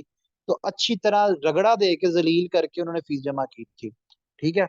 तो आप लोगों ने अपने करीबी जो बैंक है, यानी जो भी फीस चालान के ऊपर बैंक का नाम लिखा है उसकी जो करीबी ब्रांच है, ठीक है, उसके उस ब्रांच के अंदर जो है फीस जमा करवानी है। तो फी अपने होम टाउन में करें। After submission of fee student must complete enrolment formalities within the due date. तो ड्यू डेट के अंदर अंदर आपने अपनी तमाम फॉर्मेलिटीज जो है वो पूरी भी करनी है। आपने जस्ट फीस जमा नहीं करवानी, बाकी फॉर्मेलिटीज भी पूरी करनी है। The selected candidate for admission should get clearance slip from the admission portal of the director graduate studies ठीक है, before completing enrolment formalities and only deposit of the note warranty. तो आपने अपनी जो है ना वो क्लियरेंस स्लिप लेनी है डीजीएस से। तो डायरेक्टरेट ऑफ ग्रेजुएट स्टडी से आप लोगों ने क्लियरेंस स्लिप लाजमी लेनी है। The selected candidate must bring all the original documents. अपने ओरिजिनल डॉक्यूमेंट्स आप लोगों ने साथ लेके जाने हैं, ठीक है। With them two sets of attested copies of the document for verification of process. अच्छा, इसको दो सेट नहीं लेके जाने, तीन सेट लेके जाने हैं, ठीक है। अब बात करते हैं कौन कौन से डॉक्यूमेंट्स चाहिए, ठीक है। कौन कौन से डॉक्यूमेंट्स चाहिए, अब डॉक्यूमेंट्स की बात करते हैं, ठीक है। अब हम बात करते हैं डॉक्यूमेंट्स की। जरिश जैदी मैं आपके सवाल का जवाब देता हूँ, बस ये डॉक्यूमेंट्स का बता दूं फिर मैं जवाब देता हूँ। तो पॉइंट नंबर 1 जो है इसकी बात करते हैं। Point number 1, first of all check your name. पहले तो अपना नाम चेक करें कि आपका नाम किस में है, ठीक है। आप जिस मेरिट लिस्ट में अप्लाई करना चाहते हैं उसमें नाम है या नहीं है, ठीक है। एग्रीगेट किस तरह कैलकुलेट करते हैं वो भी मैं समझाता हूँ सारा का सारा, कि एग्रीगेट किस तरह कैलकुलेट करते हैं बताता हूँ। अभी मैं पहले मैं डॉक्यूमेंट्स का बता दूं। तो पहले तो ये चेक करें कि आपका नाम आया भी है लिस्ट में या नहीं। दूसरा स्टेप है कि लॉगिन करना है, अपना वाउचर डाउनलोड करें, प्रिंट लें और फीस जमा करवाएं। तीसरा काम है ग्रेजुएट स्टडीज जाना है और अपना जो ओरिजिनल डॉक्यूमेंट्स हैं वो दिखाने हैं, और ओरिजिनल डॉक्यूमेंट्स दिखा के वेरिफिकेशन स्लिप लेनी है। तो यहाँ पे लिखा हुआ वेरिफिकेशन स्लिप किस तरह लेनी है, डायरेक्टोरेट ऑफ ग्रेजुएट स्टडीज जाना है, ठीक है। और जाके वहां पे अपने ओरिजिनल डॉक्यूमेंट्स दिखाने हैं और अपनी वेरिफिकेशन स्लिप जो है वो लेनी है। चौथा काम क्या करना है कि GS10 फॉर्म लेना है डायरेक्टोरेट ऑफ ग्रेजुएट स्टडीज से 50 रुपए का, या जो सब कैंपस है उसके प्रिंसिपल ऑफिस से लेना है 50 रुपए का। फिर आपने GS10 को फिल करना है consulting the respective office of the chairman director और प्रिंसिपल।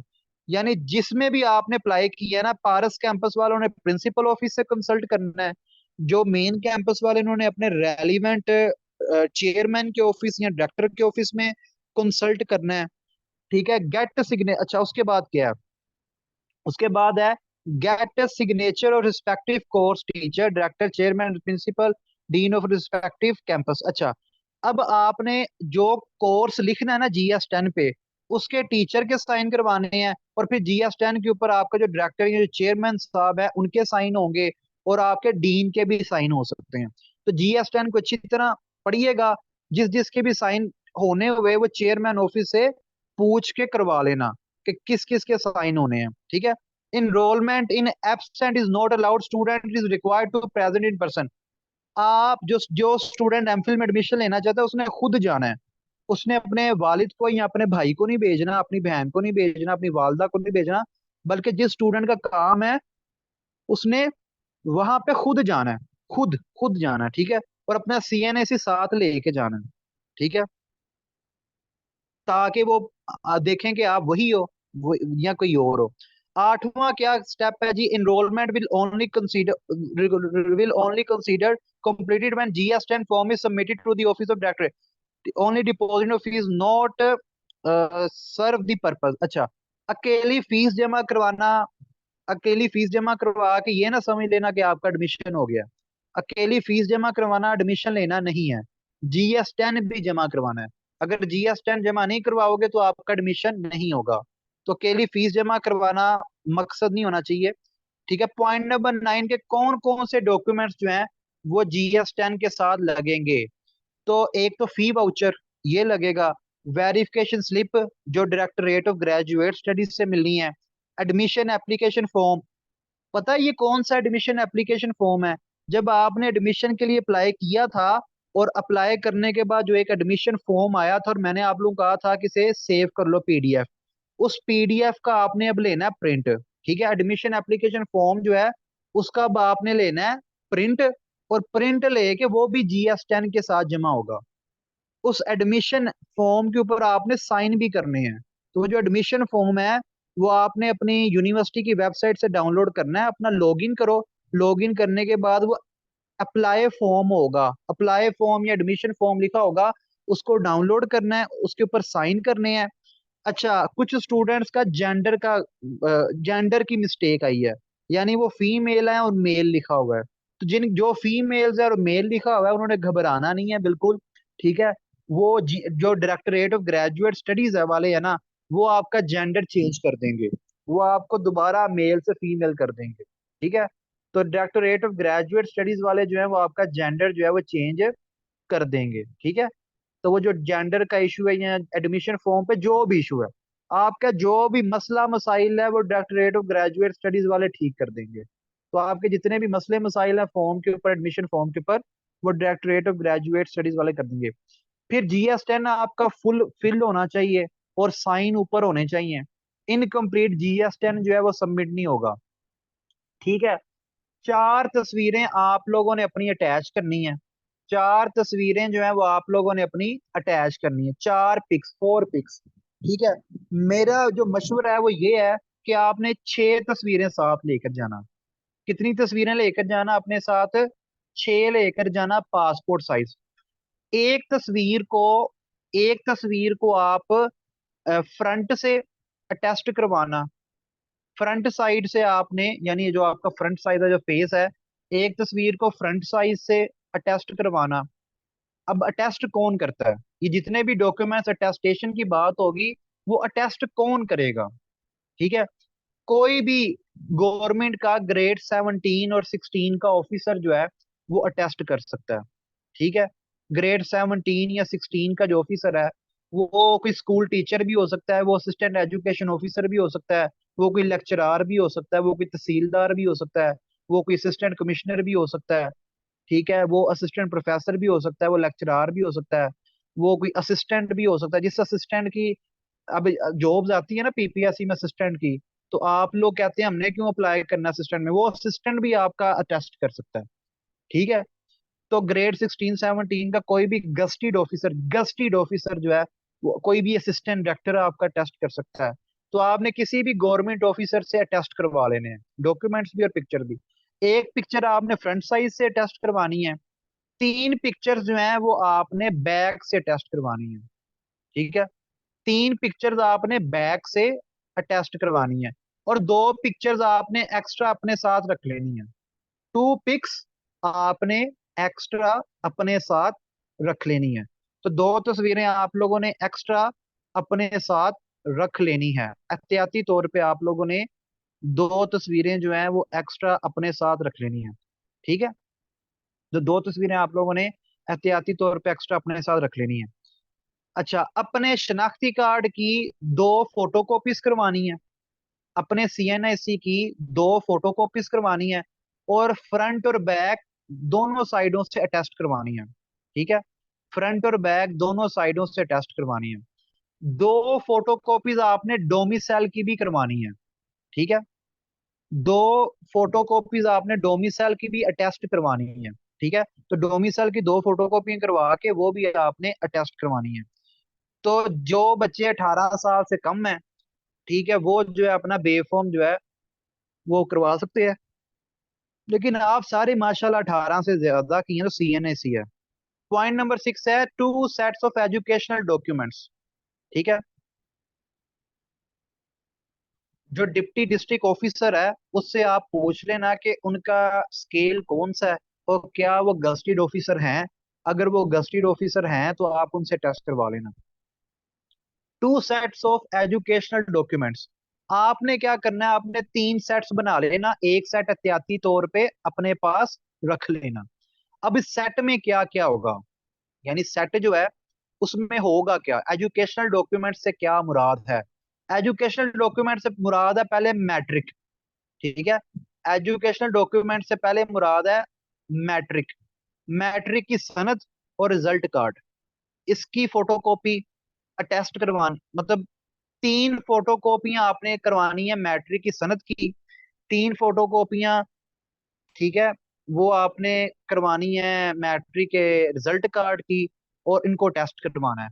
3 फोटोकॉपियां आपने अपने इंटर की सनद की करवानी है, उनको टेस्ट करवाना है। और 3 फोटोकॉपियां आपने इंटर के रिजल्ट कार्ड की करवानी है, उनको टेस्ट करवाना है। 3 फोटोकॉपियां आपने अपने BS के, जो भी आपकी DMC है, ट्रांसक्रिप्ट है, DMC को ही ट्रांसक्रिप्ट कहते हैं और ट्रांसक्रिप्ट को ही DMC कहते हैं। तो ट्रांसक्रिप्ट और डीएमसी कोई अलग-अलग चीज नहीं है। ये मतलब मैं कहूँ कि जो है ना, मून को देखो या ल्यूना को देखो तो बात सेम ही है। मून कहूँ या ल्यूना कहूँ तो मतलब चांद ही है। ठीक है। तो बीएस की डीएमसी कह लो, ट्रांसक्रिप्ट कह लो, उसको आपने जो है उसकी 3 फोटोकॉपियां करवा के अटेस्ट करवानी है, वो जमा करवानी है। ठीक है। इसके अलावा और कौन से एजुकेशनल डॉक्यूमेंट्स हैं आपके? करेक्टर सर्टिफिकेट, जो आपका बीएस का करेक्टर सर्टिफिकेट है, उसकी 3 फोटोकॉपीज करवानी है करेक्टर सर्टिफिकेट की। करेक्टर सर्टिफिकेट सर, अगर डीएमसी के 2 पेजेस हों तो तीनों पेजेस की करवानी है कॉपी, है बस लास्ट सेमेस्टर वाली की?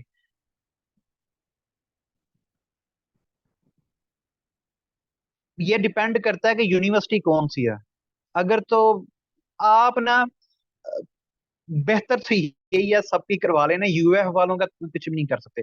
अच्छा, मैट्रिक का करेक्टर सर्टिफिकेट आपको नहीं चाहिए, इंटर का करेक्टर सर्टिफिकेट आपको नहीं चाहिए, आपको बीएस का करेक्टर सर्टिफिकेट चाहिए। जब आप इंटर में अप्लाई कर रहे थे तब आपको मैट्रिक का चाहिए था, जब आप यूनिवर्सिटी में अप्लाई कर रहे थे बीएस के लिए तब आपको इंटर का चाहिए था, अब आप एमफिल में अप्लाई कर रहे हैं तब आपको बीएस का करेक्टर सर्टिफिकेट चाहिए। ठीक है। अब आपको बीएस का जो है वो करेक्टर सर्टिफिकेट चाहिए। तो 3 फोटोकॉपीज जो है आपकी करेक्टर सर्टिफिकेट की चाहिए। ठीक है। तो अगर जिनके पास करेक्टर सर्टिफिकेट नहीं है वो यूएफ जाएं तो सही, वो बाकी चीजें तो लेके जाएं। तो यूएफ वालों से टाइम ले लें कि हम इतनी देर में जमा करवा देंगे। एनओसी आप 1 महीने में जमा करवा सकते हैं। ठीक है। देखो, NOC is something different. NOC means no objection certificate, कि ये बच्चा अगर अपनी यूनिवर्सिटी बदल रहा है तो हम पुरानी यूनिवर्सिटी वाले हैं, हमें कोई इतराज नहीं है। तो no objection certificate is something different, character certificate is something different. ठीक है। Maybe NOC character certificate कोई कहते हो, लेकिन मेरे ख्याल से डिफरेंट चीज है। ठीक है। तो एनओसी जो है वो मेरे ख्याल से तो मुख्तलिफ है। तो वो आप अपने यूनिवर्सिटी वालों से देख लेना। ठीक है। ई टू फॉर्म का मुझे भी नहीं पता कि ई टू फॉर्म क्या है। ये आपको जो है ना यूएफ वाले बताएंगे या आपकी यूनिवर्सिटी वाले बताएंगे, क्योंकि मैंने कभी मतलब मैंने अभी जीसीयू लाहौर के लिए अप्लाई किया उन्होंने। अब जीसीयू लाहौर में मेरा नाम आ गया एमफिल में पॉलिटिकल साइंस में, हालांकि यूएफ के अंदर मैंने हॉर्टिकल्चर की है। अब देखें, मेरा मतलब, आप लोग अपने आपके अगर अपने स्किल्स को इम्प्रूव करो, अगर अपने आप को आप लोग इम्प्रूव करो, तो आपकी जो डिग्री है ना, मतलब आप किसी भी डिग्री में जब मर्जी एमफिल में एडमिशन ले सकते हो। तो मेरी तो बेसिक डिग्री हॉर्टिकल्चर है, और जीसीयू लाहौर वाले मुझे पॉलिटिकल साइंस में एडमिशन दे रहे हैं। ठीक है। क्यों दे रहे हैं? मतलब मैं पाकिस्तान की किसी भी यूनिवर्सिटी में चाहूँ तो मैं एडमिशन एमफिल में ले सकता हूँ, और जिंदगी में कभी भी ले सकता हूँ। ठीक है। तो कभी भी मैं ले सकता हूँ। तो एमफिल करना कोई मुश्किल काम नहीं है, कोई मुसीबत वाला काम नहीं है। ठीक है। कोई मतलब ये कोई बहुत बड़ा कारनामा नहीं है एमफिल करना। ठीक है। तो अब मैंने एनओसी जमा करवाना है 18 तारीख को जीसीयू लाहौर। पता नहीं मैंने करवाना भी है या नहीं करवाना। ठीक है। मैंने वैसे देखना था कि जीसीयू लाहौर का टेस्ट कैसा होता है, वो मेरा पास है, वो क्लियर है। ठीक है। तो जीसीयू लाहौर का मैंने सिर्फ ये देखना था कि मैं उनका टेस्ट पास कर सकता हूँ नहीं कर सकता। तो मेरा हॉर्टिकल्चर सब्जेक्ट था, मैंने पॉलिटिकल साइंस का टेस्ट पास किया। ठीक है। तो तो आप इस चीज को देखो, अगर हिस्ट्री का भी मैं पेपर देता मैं हिस्ट्री का भी पास कर लेना था। ठीक है। तो जीसीयू लाहौर का किसी भी सब्जेक्ट का देता मैंने कर लेना था। ठीक है। तो अल्हम्दुलिल्लाह इतनी मुझे अपने आप पे है, सेल्फ कॉन्फिडेंस है कि वो मैं कर सकता हूँ। तो आप लोगों से भी मेरी यही रिक्वेस्ट है कि अकेली एमफिल कर लेना जो है वो कोई बहुत बड़ा कारनामा नहीं होना। तो खुदा का वास्ते साथ गवर्नमेंट जॉब्स की तैयारी स्टार्ट करो। MPhil just a piece of paper. MPhil एक पीस ऑफ पेपर, अगर बीएस लेके आपका कुछ नहीं बना तो आपका एमफिल करके भी कुछ नहीं बनना। ठीक है। एमफिल, मैं आपको क्या बताऊं कि मेरे पास कितने ज्यादा एमफिल के स्टूडेंट्स पढ़ते हैं, और कितने ज्यादा मेरे पास कितने पीएचडी के भी पढ़ चुके हैं जिनकी पीएचडी हो चुकी है। ठीक है। तो आप लोग अभी बच्चे हो, अभी नए नए आप लोगों की डिग्री हुई है। ठीक है। अभी आप लोग जस्ट एमफिल की हवाओं में उड़ रहे हो। ये जरा एमफिल स्टार्ट हो जाए आप लोगों की, तो महीने बाद आपको जो है ना एमफिल की औकात का पता चल जाएगा। जरा यूनिवर्सिटी में एमफिल में एडमिशन ले लो, तो महीने बाद आपकी आंखें खुल जाएंगी। और दूसरे सेमेस्टर के बाद आप लोग खुद मुझे कहोगे कि सर आपका जो पीपीएससी वाला बैच है ना वो कब स्टार्ट हो रहा है। ये दूसरे सेमेस्टर के बाद आप लोग मुझे खुद कहोगे। ठीक है। जब आपका सेकंड सेमेस्टर खत्म होगा ना, तो ये आप लोगों ने खुद मुझे कहना है कि सर आपका पीपीएससी का बैच कब स्टार्ट होगा, क्योंकि आपके जो सीनियर्स होंगे एक साल आगे वाले, उनका हाल आपको नजर आ जाएगा कि वो किधर खड़े हैं। ठीक है। तो वो आपको पता चल जाएगा। जरा यूनिवर्सिटी में एडमिशन लो तो अब आप खुद ही दूसरे सेमेस्टर के बाद मुझे कहोगे कि सर पीपीएससी वाला बैच कब स्टार्ट हो रहा है, एमफिल तो पता नहीं क्या बनना है। ठीक है, एमफिल के बाद क्या बनना है, तो अभी से तैयारी कर दें। ठीक है। तो करेक्टर सर्टिफिकेट होना चाहिए। उसके बाद अगला पॉइंट क्या है? अच्छा, ये सारी चीजें आपने अटेस्ट करवानी है, बगैर अटेस्टेशन के नहीं लेके जानी, टेस्ट करवानी है। एक एक सेट में एक्स्ट्रा, पता है क्यों कह रहा हूँ? कि एहतियाती तौर पे अपने पास रख लेना। ठीक है। क्योंकि अगर कोई चीज गुम हो जाए, कोई पेपर गुम हो जाए, कोई मसला बन जाए, तो वहां पे किधर से टेस्ट करवाते रहोगे? ठीक है। तो कहाँ से टेस्ट करवाते रहोगे? तो एक सेट एक्स्ट्रा हो ना, तो बंदे का वो सेफ रहता है, तो सेफ खेलना चाहिए। एफिडेविट या अंडरटेकिंग जुडिशियल पेपर ऑफ 200, ये आपको यूनिवर्सिटी से मिलेगा 200 रुपए का स्टैम्प पेपर। ठीक है। ये एक एफिडेविट होगा 200 रुपए का। वो आपको 200 का नहीं देंगे, महंगा ही देंगे। वो 200 का है तो 300 लेंगे, या 200 ही ले लेंगे, या 500 लेंगे। तो ये महंगा थोड़ा सा देंगे, यूनिवर्सिटी से आपको मिल जाएगा। तो स्टैम्प पेपर भी लिखा होगा, उसके ऊपर एफिडेविट होगा, उसके ऊपर शायद साइन वगैरह भी करने, पढ़ लेना, अच्छी तरह पढ़ लेना। और जहां पे भी साइन वगैरह होने हुए पूछ लेना, किसी से पूछ के साइन करना, ऐसे स्टैम्प पेपर जाया ना कर देना। तो स्टैम्प पेपर पढ़ लेना, क्योंकि जब मैंने बीएस में एडमिशन लिया था तो 200 रुपए के स्टैम्प पेपर के ऊपर मेरे साइन हुए थे। वो अंडरटेकिंग क्या होता है? वो अंडरटेकिंग यही होता है कि जो यूनिवर्सिटी के रूल्स एंड रेगुलेशंस है मैं उनके ऊपर अमल करूंगा। और अगर मैं इन रूल्स एंड रेगुलेशंस के ऊपर अमल नहीं करता, तो बेशक मेरा नाम यूनिवर्सिटी वाले निकाल दें।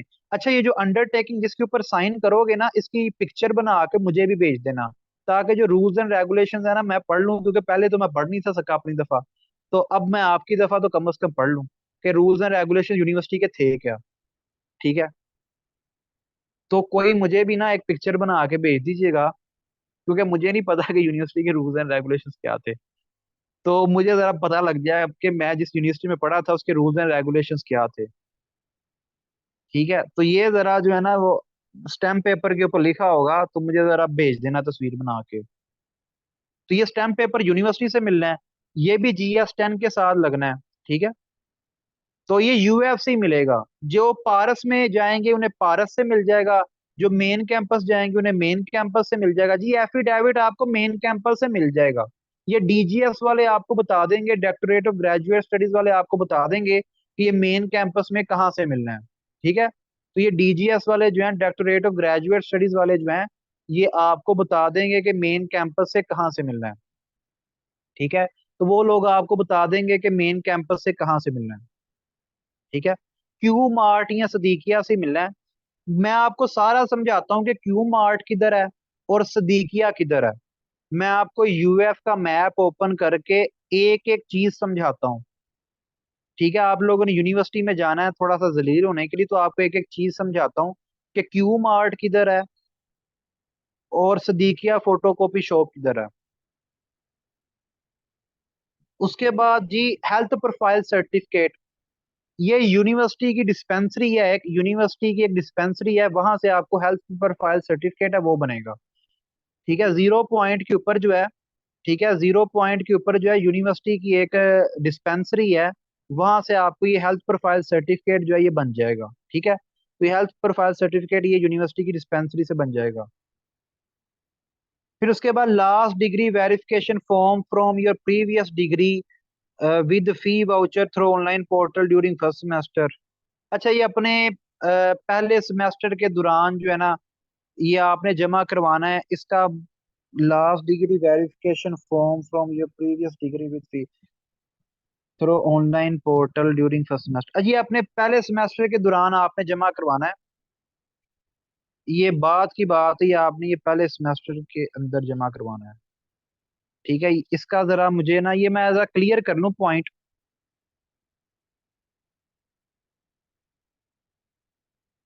ये जरा पॉइंट क्लियर करके मैं ग्रुप में बता दूंगा। इस ये पॉइंट जरा मेरा क्लियर नहीं है, मैं किसी और स्टूडेंट से पूछ के, जो क्योंकि मैंने पिछले साल भी एमफिल के स्टूडेंट्स को तैयारी करवाई थी, तो मेरे बहुत से स्टूडेंट्स जो हैं वो एमफिल कर रहे हैं। तो किसी से मैं पूछ के तो ये आपको बता दूंगा कि ये क्या चीज थी, क्योंकि मुझे भूल गया है कि ये क्या था। ठीक है, ये चीज मुझे भूल गई है कि ये क्या था, तो ये मैं जरा पूछ के बताऊंगा आप लोगों को। तो अब आप लोगों को डॉक्यूमेंट्स का क्लियर हुआ है?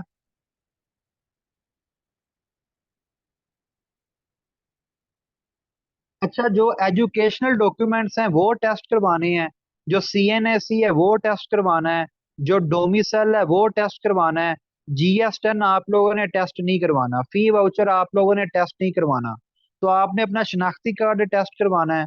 आप लोगों ने अपनी तस्वीरें, 3 तस्वीरें बैक से और 1 तस्वीर फ्रंट से टेस्ट करवानी है।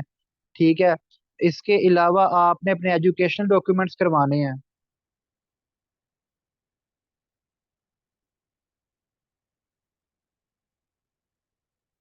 अच्छा, अब मैं आपको और क्या बताऊं। अब अपने हाथ खड़े करो और अपने सवाल बोल के पूछो। बारी बारी अपने हाथ खड़े करो, मैं नाम लेता हूं, और बोल के अपने सवाल पूछो। जो भी आपके क्वेश्चंस है ना, वो आप लोग बोल के जरा पूछो।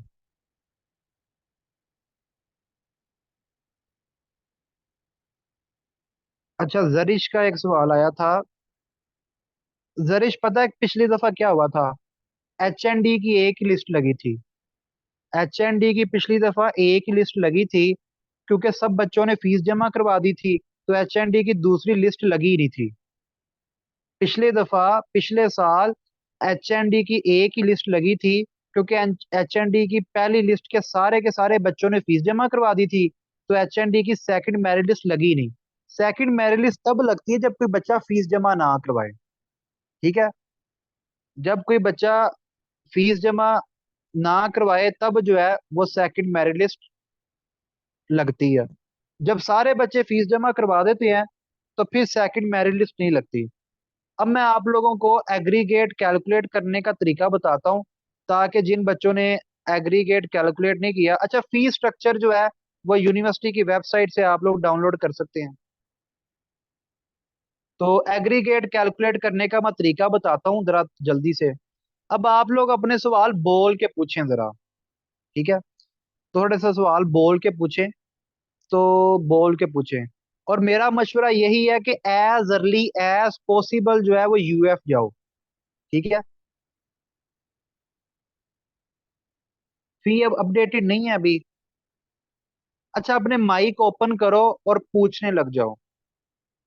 ठीक है, माइक ओपन करके सवाल पूछो। बारी बारी पूछना।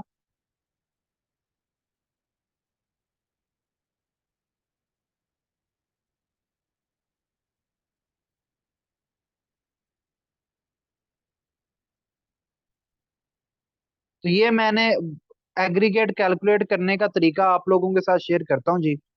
एग्रीगेट किस तरह कैलकुलेट होगा, ये पिक्चर को देखें। इस पिक्चर के अंदर जो है वो एग्रीगेट कैलकुलेट करने का तरीका बताया हुआ है। ठीक है। एग्रीगेट किस तरह कैलकुलेट होगा। आपकी जो सीजीपीए है, यानी जो आपकी पिछली डिग्री है उसकी जो सीजीपीए है, उसको आपने पहले मल्टीप्लाई करना है 35 के साथ।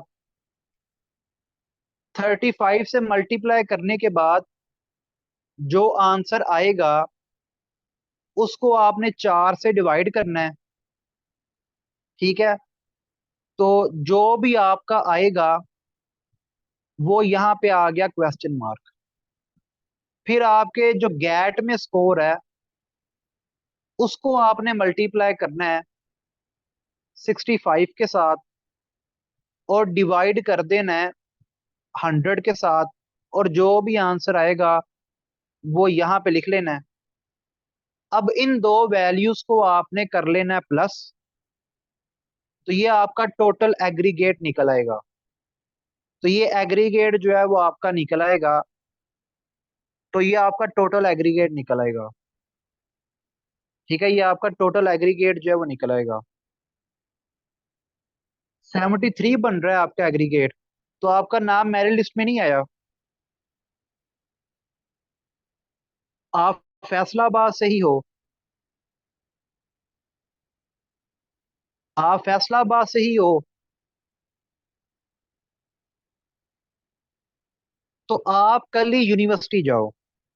आप कल ही एग्रीकल्चर यूनिवर्सिटी जाओ। आप कल ही एग्रीकल्चर यूनिवर्सिटी जाओ। और एग्रीकल्चर यूनिवर्सिटी जाने के बाद अपने अपने जो मिस्टेक आई है ना नाम ना आने की, उसको ठीक करवाओ। ठीक है, अपनी मिस्टेक को ठीक करवाओ आप जाके। मेरी बात समझ में आ रही है जो मैं क्या कह रहा हूँ? जो मैं कह रहा हूँ वो बात समझ में आ रही है? क्या आपने यूनिवर्सिटी जाके अपना ठीक करवाना है? ठीक है। सर मेरा फिजिक्स का इवनिंग की फर्स्ट मेरिट लिस्ट में आया है 79%। तो मॉर्निंग का क्लोजिंग देखो, मैंने पहले भी ये बात बताई है कि इवनिंग में जिसका नाम आया है वो फीस तो जमा करवाओ इवनिंग की। जब मॉर्निंग की लिस्ट लगेगी तो मॉर्निंग में नाम आ जाएगा। और जब मॉर्निंग में नाम आएगा तो अपना इवनिंग से मॉर्निंग में ट्रांसफर करवा लेना, फीस भी ट्रांसफर हो जाएगी। ठीक है।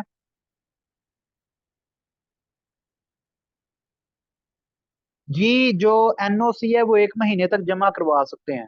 1 महीने तक एनओसी जमा करवा सकते हैं। करेक्टर सर्टिफिकेट का मैं कुछ नहीं कह सकता। करेक्टर सर्टिफिकेट का मैं कुछ नहीं कह सकता। एनओसी जो है वो 1 महीने तक जमा हो सकता है।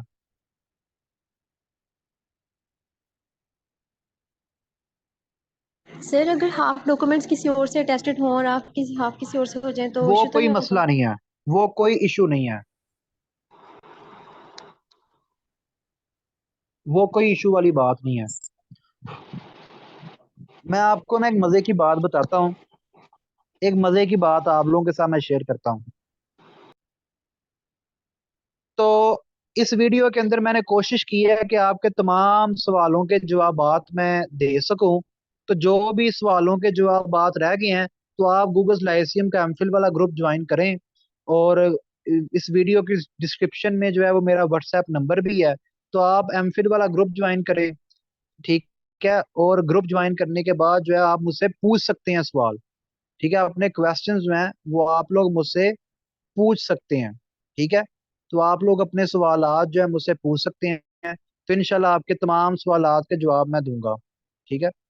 तो सर ये वाला क्वेश्चन, 7वें सेमेस्टर वाला कोई इशू नहीं है। अगर किसी बच्चे ने 7वें सेमेस्टर की बेस पे एमफिल में अप्लाई किया तो वो कोई मसले वाली बात है ही नहीं। 7वें सेमेस्टर वाला कोई इशू नहीं है। जी शानजा।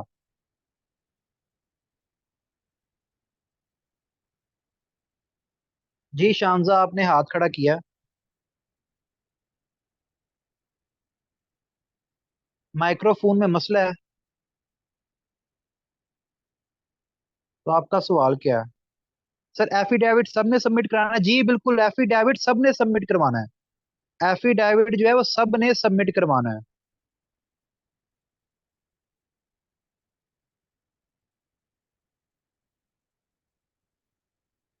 एफिडेविट सबने सबमिट करवाना है। ठीक है। करेक्टर सर्टिफिकेट एक दिन में बन जाता है। करेक्टर सर्टिफिकेट एक दिन में बन जाता है। करेक्टर सर्टिफिकेट वाला काम एक दिन में हो जाता है। उर्वा का सवाल है कि सर मुझे बता दें, मेरा एग्रीगेट 90% है, किसी लिस्ट में नाम नहीं आया, कहते हैं नेक्स्ट लिस्ट का वेट करें। तो उर्वा आप फैसलाबाद से हो? आप फैसलाबाद से हो?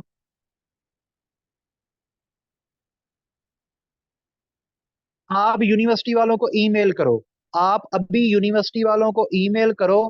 और यूनिवर्सिटी वालों को ईमेल करके आप उनसे बात करो कि मेरा इतना एग्रीगेट बनता है और मेरा एमफिल की लिस्ट में नाम नहीं आया। तो आप उनसे बात करो और अपना नाम डलवाओ। ठीक है। वो आप यूएफ वालों को ईमेल करो। अगर वो ईमेल का रिस्पॉन्स नहीं देते सैटरडे तक, तो आप मंडे को यूएफ जाओ।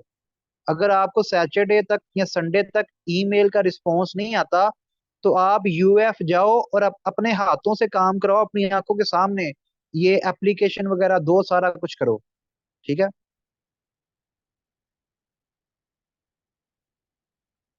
जी ठीक है। तो आप जो है वो अपना काम एज अर्ली एज पॉसिबल करवाओ। ठीक है, आप अपना काम कंप्लीट करवाओ। और ये इसको लाइट ना लो, अपना ये कंप्लीट करवाओ। ये आप यूएफ वालों से कांटेक्ट में हो तो आप उनसे पूछ लो कि यूनी आने की जरूरत है या नहीं, यूनिवर्सिटी आने की जरूरत है या नहीं। ये आप यूनिवर्सिटी वालों से पूछ लो कि यूनिवर्सिटी आने की जरूरत है या नहीं। ठीक है, तो ये आप यूनिवर्सिटी वालों से पूछ लो। ठीक है, तो चलें जी, एमफिल वालों, ये अब जो है रिकॉर्डिंग में बंद करने लगा हूँ। अब पीपीएससी की क्लास जो है वो स्टार्ट होने लगी है। किसी का कोई सवाल हुआ तो मेरे व्हाट्सएप नंबर पे मैसेज करके पूछ ले। व्हाट्सएप नंबर वीडियो की डिस्क्रिप्शन में दिया हुआ है।